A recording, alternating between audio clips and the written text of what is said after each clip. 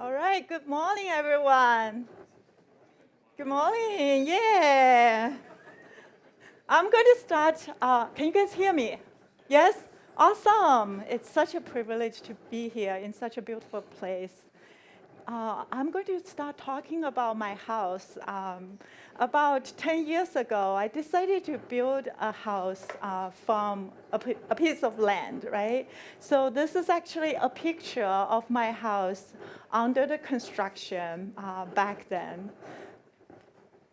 Because I'm building a house on a budget, so I don't have dedicated construction workers. I don't have dedicated roofer. I don't have dedicated plumber or project management because they not only travel to my house, they also go to other houses to help building houses in the area, right? So this is when you're building a house on a budget, like every one of us. So the challenge is, how do I secure the communications between these workers, right? They are not only building my house, they travel to other places as their project permits to build other houses. And I don't want their communication get hijacked by somebody else, or people come to my house and steal stuff from the construction site. My name is Len Sang. I'm one of the newest TOC member on the CNCF. My primary job is head of open source, working for a small company called Solo.io. Oh, I forgot to introduce to you. This is actually where the house is located, in Cary, North Carolina. How many of you been to North Carolina before in the United States? Oh, wow, quite a few of you. So for those of you who are not familiar where North Carolina is, it's somewhere between New York City and Florida on the East Coast. All right, the problem I'm going to talk to you all about is how do I secure communications of the workers who's helping me building my houses? How do I secure the communications of the Kubernetes pods deployed in your Kubernetes cluster? How do we make sure as you're building an app like my house, how do you secure the application communication among those pods? All right, I'm going to quickly ask you all, how many of you believe your passport and or maybe your driver's license is the right identity for you? Yes? Nobody? Do you not show people your driver's license sometimes?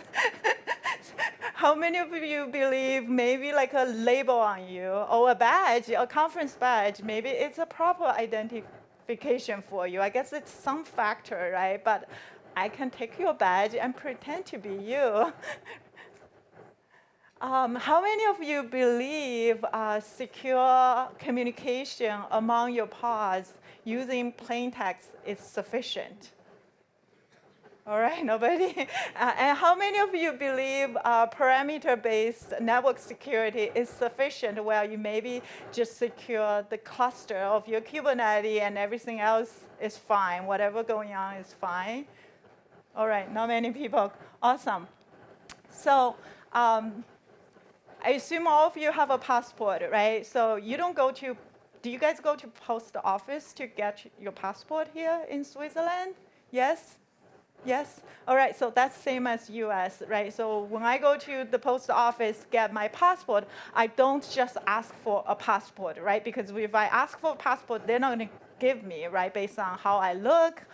So what I need to do is I need to show either my birth certificate or some other record, and plus that, I probably have to show a bunch of other things to prove who I truly claim to be before the post office can ask the government, which is kind of like a certificate of authority, to issue me my passport, right? So they want to go through this validation, attestation process so that you can truly prove to the government, the certificate authority, that who you truly are before you can actually get the passport. The other key important aspect, we talk about trustable identity, right, like your passport. The other key important aspect is confidentiality when you communicate with other people or pods, right? You want to make sure what you are sending to the other peers, and it can be encrypted, first of all. Second of all, ideally, it's only understood between you and your other peer, right? Because you don't want somebody else who is listening and hijacking, if the data is important. So that's confidentiality. The third thing that's really, really important, I believe, to secure application communication is data integrity. So what that means, simply in simple words, is the data you are sending should be consistent as the data is received on the receiver side, right? So nobody should be able to decrypt the data and re-encrypt and change the data so that the sending and the receiving data stay as consistent as much as it can. So I believe mutual TLS is the best way to secure application communication. How many of you are familiar with TLS? All right. Almost all of you, good job. How many of you are familiar with mutual TLS? A few of you, excellent. I mean, mutual TLS is essentially TLS plus mutual, right? So in a nutshell, the client and the server says hello to each other, right? They validate each other, right? They ask each of the peers to say, can you show me your trustable identity, right? Whether it's your passport or whether it's your client certificate. So that's step number one. That's before any communication happens. And the second step is the client and the server, they decide on how they want to encrypt the communication. This is extremely important because you want to make sure the encryption can only be decrypted between the client and the server, right? And we talk about confidentiality, right? So the second portion is very, very important. And then the third one, that's before you can start sending your application. Now that you agreed on how you're going to encrypt the data, typically through a session key, then our client and the server starts sending the application data and make sure the data can be encrypted. All right, I'm going to jump into a demo. Who's ready for a demo? Yeah, all right. So hopefully I'll have good luck today. So in my demo, I'm going to show you a bunch of things. I'm going to use JavaScript. I'm going to use, of course, Kubernetes. And I'm going to use K3s to run my Kubernetes cluster. I'm going to use Istio, which is a graduate project within CNCF, along with Prometheus, which is also another graduate project within CNCF.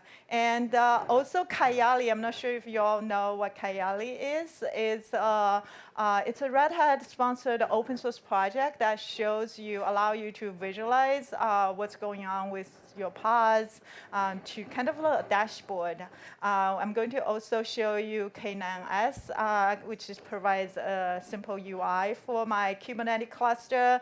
And I'm going to use the Flannel CNI, not because I have to use it. It's just because it's simple and works with my K3s cluster, but it works with any other CNI.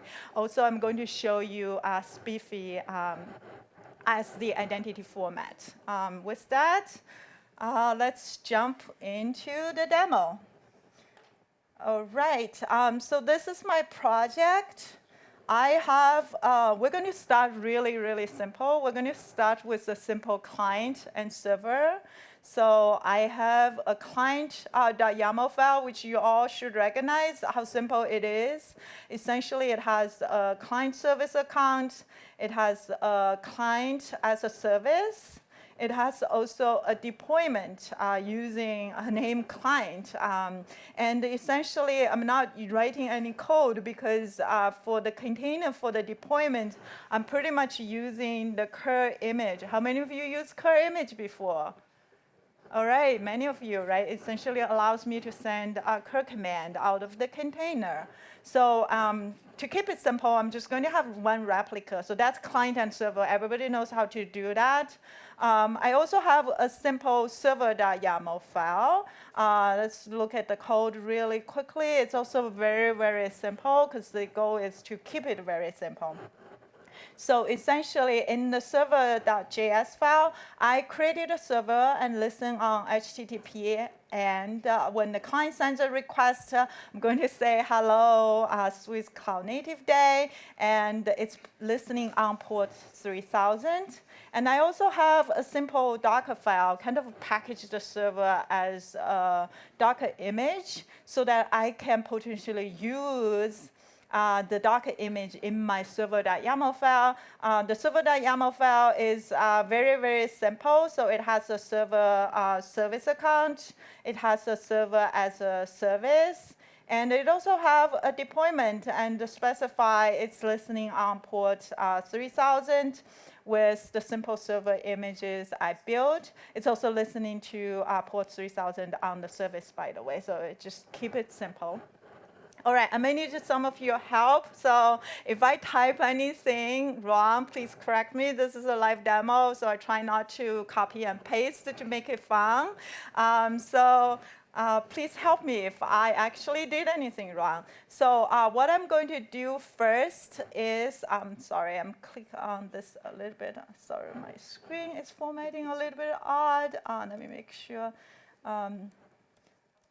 This is interesting. I actually test this right on the stage that I cleared out everything, but somehow it's still coming back. OK, this is my Kubernetes cluster, and we are looking at the default namespace, which I don't have anything installed. So what I'm going to do quickly is I'm going to deploy the client .yaml. We all look together, right? So let's do that. And I'm also going to deploy the simple server.yaml file. So let's do that. All right, so let's make sure they can reach running quickly, hopefully. All right, well, the Wi-Fi here has been great. Thank you. All right, so what I'm going to do next is I'm going to call the client from the server, right? So, what we're going to do is using the curl client we had on the client container. And remember we said it's listening on 3000. Do you think that looks right? Yes? All right, so we got our response back. So that was very simple, right? It's a client calling the server using plain text. Everybody knows how to do that, right? So there's nothing fancy about that, but it works.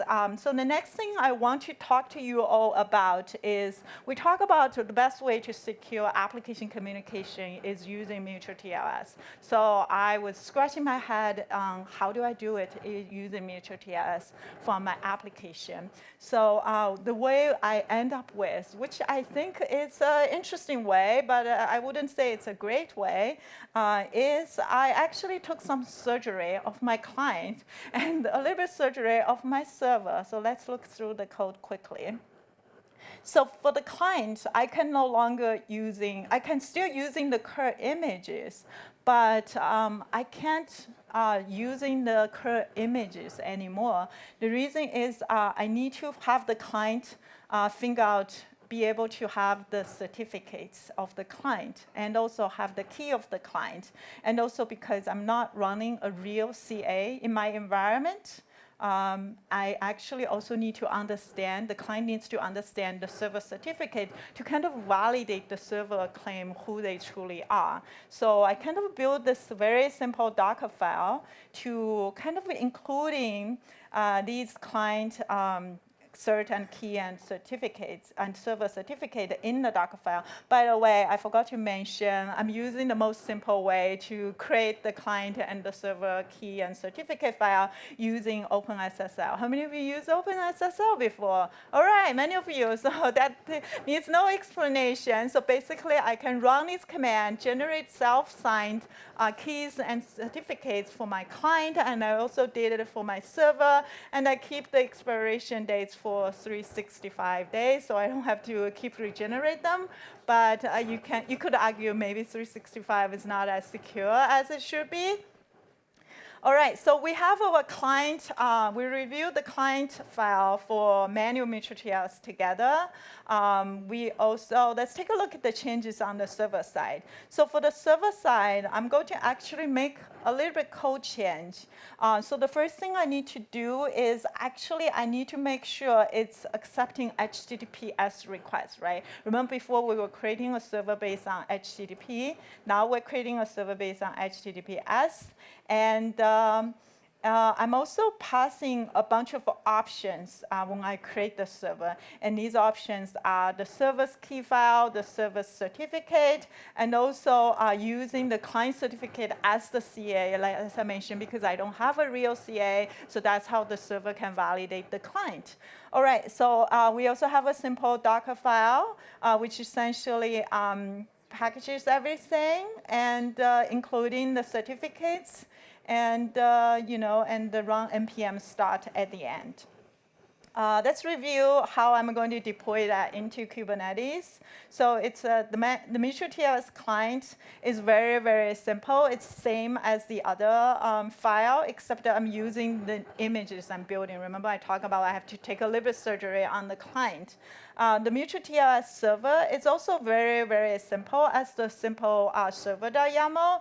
The only thing is I have to use my own images, which we just reviewed the code together, right? We're listening on HTTPS. We have our own server's key and certs, and also have the client certificate. All right, so I have the images already built and pushed to my Docker Hub to save you all time. So let's go ahead deploy this together. So what I'm going to do is we're going to deploy the client also in the default namespace to keep it simple. And we're going to also deploy the server. So now the next question is, should I be able to call the client from the client to the server using mutual TLS? Hopefully. So let's do that together. So what I'm going to do is I'm going to do using my mutual TLS client, right, this time. And I'm going to run a curl command. And I'm going to do HTTPS to, it should be mutual TLS server, right? Because, oh, sorry, I forgot to mention, I did change the server name and the client service account token and the service name so I can identify them. So that shouldn't be too surprising. And it's still listening on port 3000, I think. Let's double check on that. All right, yeah. So it's still on 3000.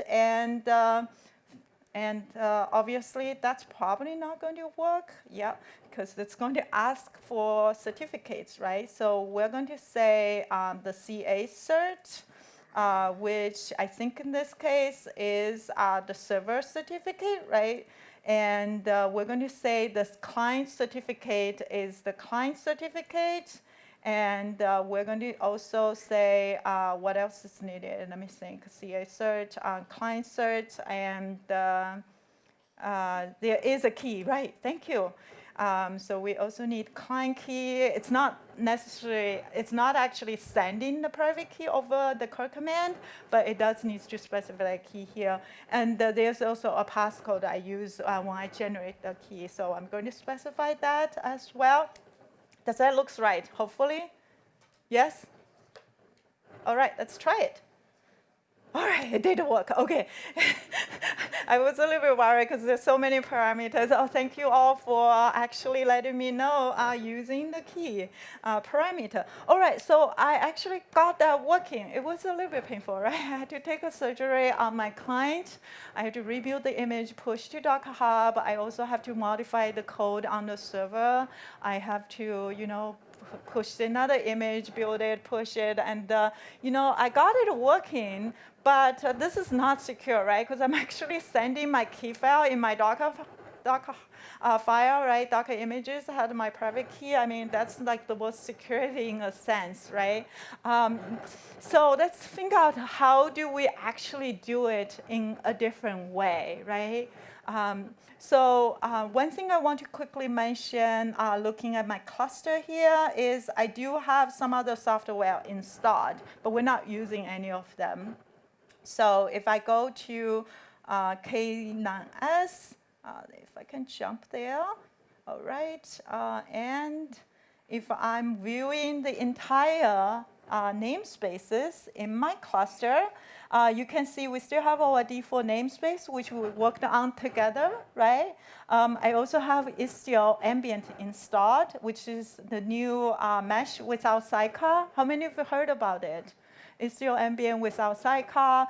Okay, so I have that installed, which has a couple of components.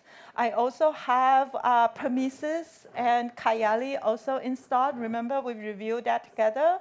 All right, so I have everything I need pre-installed to save you guys time. But if you just need to install it, it normally just takes a minute or two. So let's go back to the default namespace. So what I'm going to do next is I'm going to try to get the simple client and server with mutual TLS without changing any code. So the only thing I need to do is I'm going to label a namespace. How many of you know how to enable a namespace? Everybody? Yes? Awesome. All right, let's do this together. So we're going to label a namespace default called istio.io.dataPlaneMode ambient. All right, so we got our namespace labeled. And what I'm going to do is I'm going to continue call my code and see if it works. Let's see if I can get, sorry, it might be faster to call this way. So the mutual TLS one, do you expect that continue to work, perhaps? Yes? All right, let's do it. Yes, okay, so it does work. Okay, let's see if the simple client can also continue to work.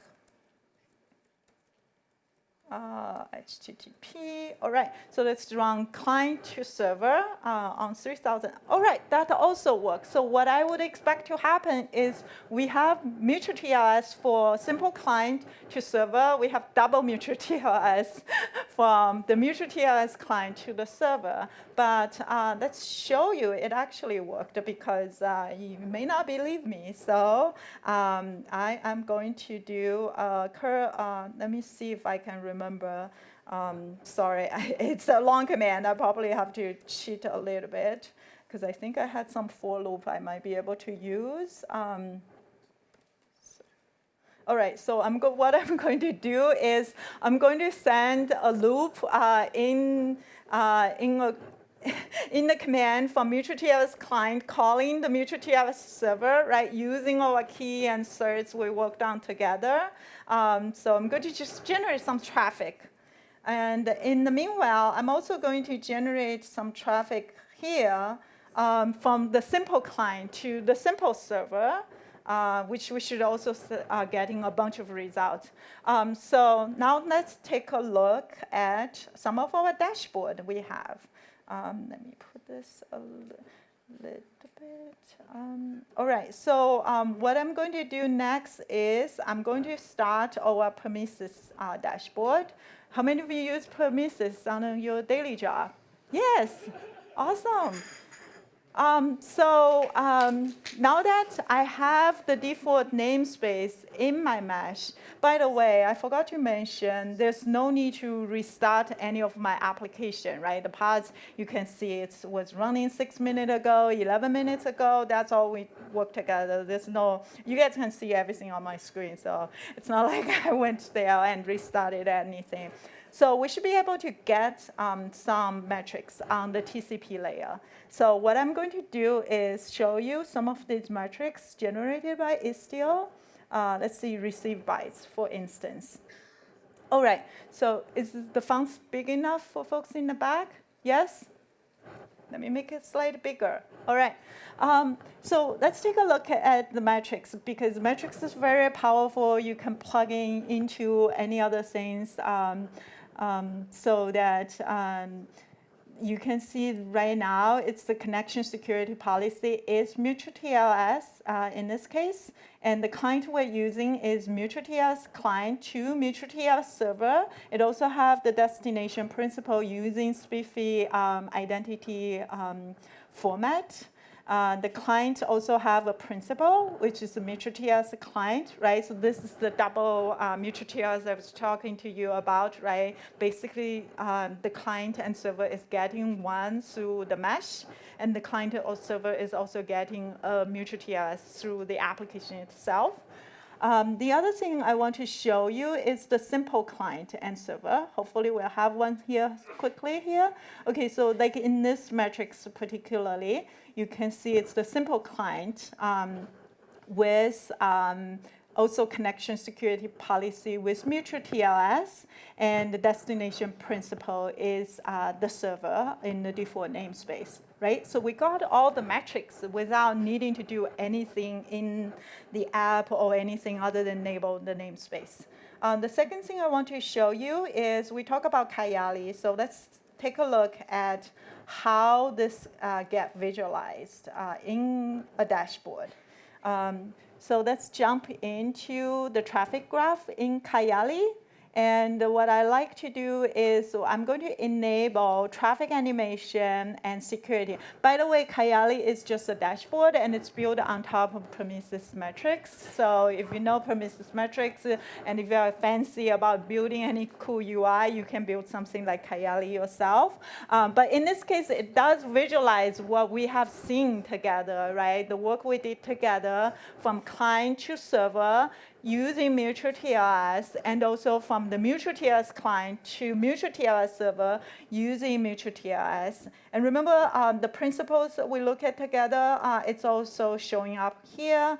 And remember the TCP send bytes we look at together on the Prometheus metric and also received. It's all showing up on the UI without you needing to do anything or touching your application.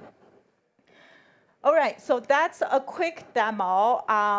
How do you do mTLS the very hard way, which is my stupid way, and how do you do it with a mesh, a cycleless mesh like Istio, by simply label the namespace. And what I want to show you next is, because zero trust doesn't stop with just mTLS, right? Because zero trust fundamentally is you don't trust anybody other than, there's a policy that you specify, you only trust what's on the policy, what's absolutely required to access you. So with zero trust, you specify, I'm only allow Nina to access this particular application, and maybe I'm only allow Nina to access the particular application only on the get method, right? So you have a little bit more fine grain on exactly what you want to allow to access. All right, so let's do another demo related to that. So we're going to review a few policies together. So the first policy we're going to do is we're going to deline all the traffic in everything in the mesh. So by apply the simple policy, deny all, into the Istio system, which is like the mesh-wide policy namespace, I'm going to declare, I want to deny everything. So let's check that out. All right, so what I'm going to do is apply policy and deny all. All right, so we got that policy applied.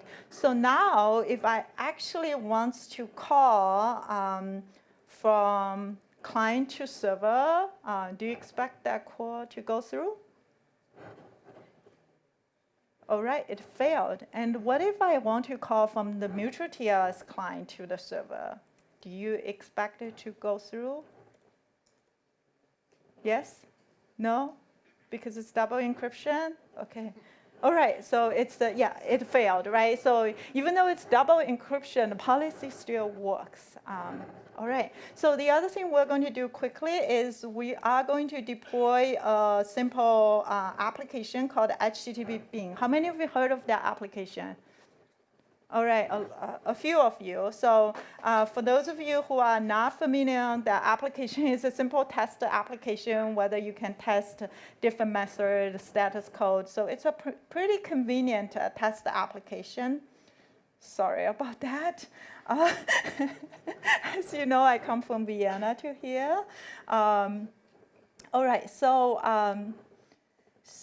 let me show you that YAML quickly. So in case it's a mystery to you, it's just very, very simple. And we're basically using this Docker image for HTTP bin.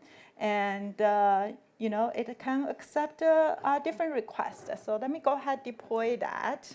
And with HTTP bin, we should be able to call HTTP bin from the client or from the mutual TLS client. We should be able to call HTTP bin and get the headers, for instance. We should be able to call HTTP bin, well, because I have the deny policy.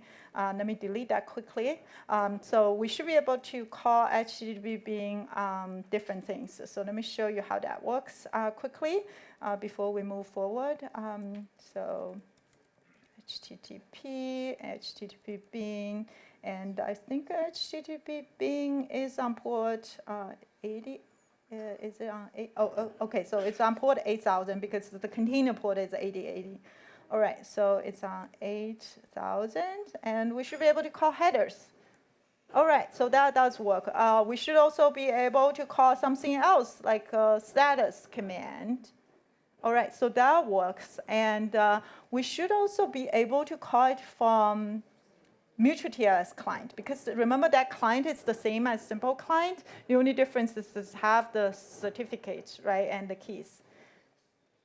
All right, so that also works. Okay, so let's do our zero trust. Sorry, the sequence was a little bit messed up, but now we have the deny all policy applied. So with deny all policy, we'll not be able to call anything. So we talk about we only want to allow individual services as needed. So we're going to deploy a simple policy called allow client to HTTP bin. So you can see in this case, remember all the application in the mesh has a principal, right? It has a client key and certificate issued by the mesh. It has the principal. So in this case, we can say, if you have this particular principal, which is based on your digital certificate, we're going to allow you to access HTTP bin. So let's go ahead and deploy that policy. Right, so I think it's client to layer 4, right? All right, so with that policy deploy, what do you expect to happen? So do you think this would work? Mutual TLS, from mutual TLS client to HTTP bin. How many of you think it would work? Nobody, all right. Yes, it didn't work, that's right, because we have this deny policy. On top of that, we have allow list, doesn't allow mutual TLS client. And hopefully our old client still works, finger crossed, yes, all right. The header should also continue works, right? All right, so our old clients still work because it's on the trustable identity. It has the right digital certificate. It has the right source principal, right? So we allow it to continue access the server, which is HTTP bin. Now, I talk about what if I want to do a layer 7 based access policy, right? What if I want to be fancy and said, Lena, you can only talk to me on the get method, and maybe you can only talk to me on /headers, for instance. You can't call my status because I don't want you to know my status. So you can also very easily to create another authorization policy. And in this one, you instead of in this one, you are selecting a label of HTTP bin. You are binding to the HTTP bin service. And we're going to have a allow action. And from this one, we're going to say, we're going to allow access from the client principal to the service on the HTTP bin. And we're going to only allow the get method. Sorry, how did that pop up? we're going to only allow the get method on the headers. We're not going to allow you to call anything else. Also, we're not going to allow you to call the headers if you're not using this particular headers, xtestme, and it says approved. And furthermore, you have to also form the client, the default namespace. So let's figure out how to deploy the authorization policy. So in order to do layer 7 processing in Istio ambient, you do have to deploy a waypoint proxy. So you can think about waypoint proxy as a gateway into your namespaces that handles layer 7 processing. How many of you are familiar with the gateway concept in Kubernetes? A few of you. So typically a gateway is kind of like an ingress gateway or egress gateway that controls the traffic coming into your cluster, or if it's egress, it controls the traffic coming outside from your cluster outside. In this case, the waypoint controls traffic coming into your namespace. So very, very similar concept. So with that, we're going to also we're going to deploy a waypoint, and we're also going to allow the waypoint to access HTTP bean as well, so that the waypoint can mediate the traffic coming into HTTP bean. All right, so we're going to deploy a waypoint proxy, which, by the way, is based on Envoy. And how many of you are familiar with Kubernetes Gateway API? All right, it's the new future of networking API in Kubernetes. And I think it recently become GA. So to deploy a waypoint, you basically deploy a Kubernetes Gateway API resource, and you specify the label, the class, the gateway class is using Istio waypoint, and you specify the port number, which is the port number we send, upgrade the connection to mutual TLS, always on port 15008. All right, let's go ahead, deploy that. All right, it's in the policy. All right, so we should be able to see a waypoint stand up quickly here. And the other thing is when I use a waypoint, I need to also label the namespace default as, hey, I want to use this particular waypoint. In this case, the name of the waypoint is waypoint. The reason we want to have this extra step for you is because you might have multiple waypoint in your namespace, or you might be able to use a waypoint from some other namespace, right? Because sometimes for some heavy load application, you might want to have its own Envoy to process layer 7 traffic. But most cases, we do expect the namespace as a boundary of your tendency. Share one waypoint is sufficient. All right, so we got the waypoint deployed. Notice this is also outside of your application, and we haven't touched our application since 20 minutes ago, actually 25 minutes ago. All right, so we got our waypoint deployed. We labeled the namespace to use the waypoint. The next thing we're going to do is deploy the policy together. Remember that policy we reviewed together on layer 7, where we said, okay, I only want let's see. I only want the client to access the /headers, and only on the get method, and only if the client has this particular header. So let's do that together.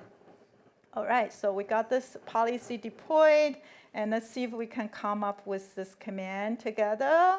So we're going to curl HTTP server is 3,000, I think. I'm sorry, it's HTTP bean, sorry.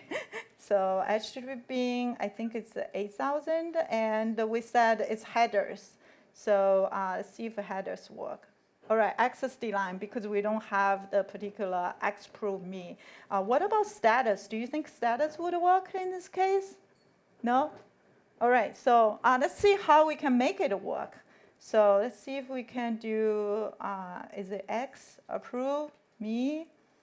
Something like that, I think. Approve. Which one? Test me? Thank you. You're so good. All right. All right. Does that look good?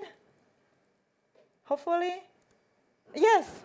That was it. All right, so we were able to very, very precisely, right, to do a zero trust configuration at HTTP layer on layer 7 to say, I only want the GET method, I only want this particular path, and I only want this particular header to access me without needing to make any code change to our server file.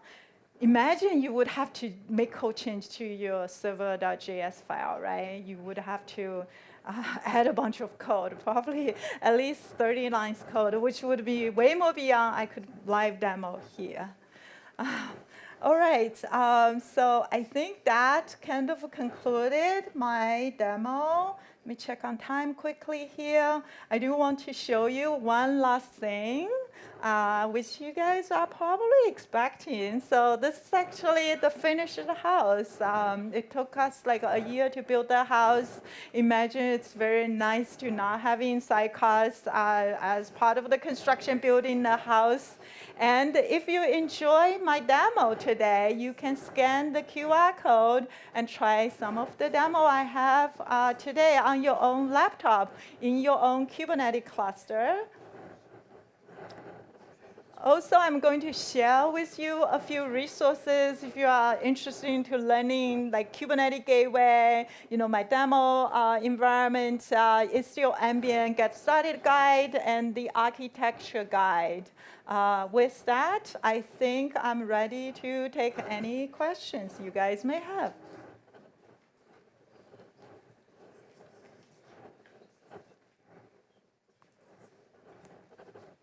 Are there any questions for Lynn? Please raise your hand so I can throw you the microphone. Thanks. My name is Reto. Nice meeting you.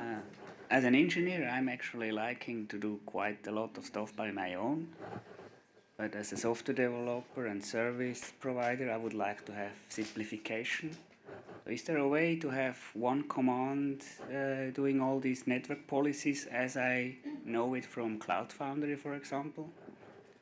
So I can say source application, destination, one command is allowed to communicate with each other, mTLS, done. So let me make sure I understand your question. Are you asking, is it possible to have one command to configure everything from the policy perspective and deploy the policy, right? Exactly. That's an interesting question. So what I'm showing you is a very, very hard way, right? Because it doesn't help you if I go faster, right? If I do automation, you guys will be looking at, wow, how did that work? How is that so fast? So my intention is to go slow, so you guys are with me on the journey together. However, if you're doing this yourself, right? If you're applying policy, if you can easily do like using Argo CD, for instance, or any other CD tool you prefer, or you can easily write a script to do this all together. The intent is it's declarative, right? So you could declare what is your end state and have it deploy in your cluster and make Kubernetes do the work for you, make the mesh do the work for you. Does that answer your question? Kind of. Or not I exactly? mean, for me, Kubernetes is way too complicated. I would like to see a way easier way to use Kubernetes. So you're looking at an easy way like Cloud Foundry. Cloud Foundry way on Kubernetes. Yeah, that's a great question. I would say you might coming in the future, as part of working on the CNCF as a TOC, I saw a lot of emerging projects regarding to the stack on how we actually bundle Kubernetes with a bunch of other things as a preferred stack for people to use. So there would be a less building block for you to learn how to build, but more automated way to have a full stack so that you can automate yourself a lot easier. I do think that's coming, I would say, but right now you can do it your way, but maybe not as simple as you had hoped for. Yeah, great question. There's a question there. Are you throw it? Is that the right way? Hi, Lynn. Thanks for the presentation. A quick question. In the first part where you showed the mTLS, where was the validation happening? You said it was transparent. We didn't modify the pod. And then there was validation, and we needed the certificate to be working. So which component is doing that? So are you asking the manual mTLS before the mesh? Or? No, not the manual, the one right afterwards where you said you enabled with the label. Oh, yeah. So so I didn't show this because I would prefer you guys ask me. It's a great question. All right, so the moment you label your namespace with ambient, you are essentially telling the mesh, okay, this particular namespace needs to be part of the mesh, and with that, all the incoming and outgoing traffic for everything within the namespace would go through a node proxy in Istio. Let me show you quickly. So that, let me jump to this terminal here. So in Istio, we have a node proxy called Zero Trust Tunnel, which is a Rust-based proxy. And that proxy listens to all the incoming and outgoing requests from the pod. That proxy is also in charge of mints the certificate for all the applications on that node. By the way, it's only authorized to get the certificate on behalf of the application on the node. So for instance, if HTTP bean was not placed on this node, this particular Z tunnel where highlighted is not going to be able to get the key and certificate for the HTTP bean.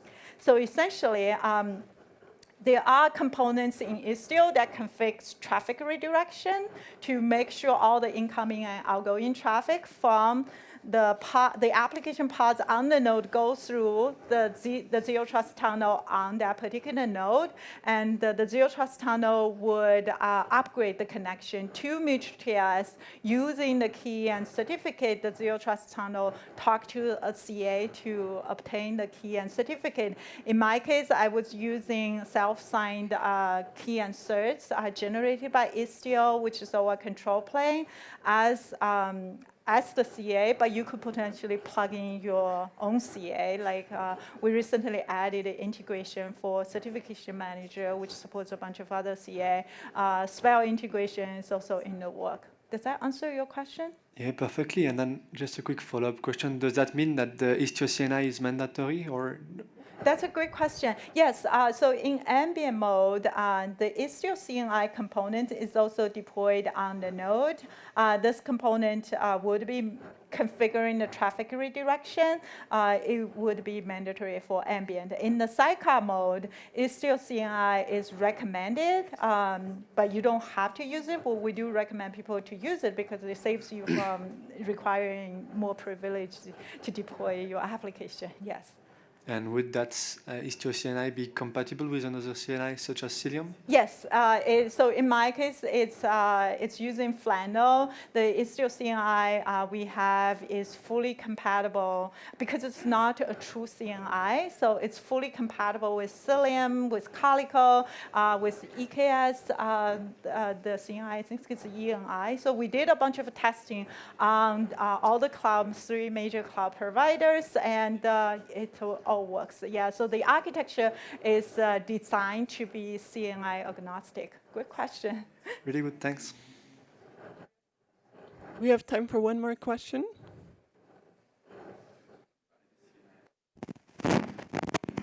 As we talk about the zero trust, where are we these keys and etc. secret things stored for the tunnels and etc.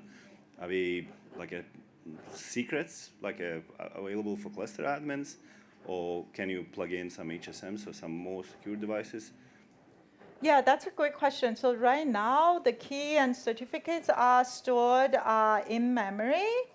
I believe we can actually show them. Let me actually show it on a bigger screen here. So you should be able to see ztunnel config, and as part of the ztunnel config, you should be able to dump the certificate for a particular ztunnel. Like in this case, I'm dumping a particular certificate for a particular ztunnel that's selected by this command. So out of this command, you should be able to do -YAML, I think. Yeah, so that shows you like the certificate chain and the expiration time, the serial number. So like in this case, you can see this is the identity for mutual TLS server. It's valid. It would expire. Let's see. Okay, so this is the root certificate in this case, and it expires in 10 years. And this is a leaf certificate, which is for the mutual TLS server, and it expires, I believe that's 24 hours from today. Yeah. Thank you. Thank you for all your questions. Everyone, please give a big round of applause to Lynn for her great talk. Thank you so much.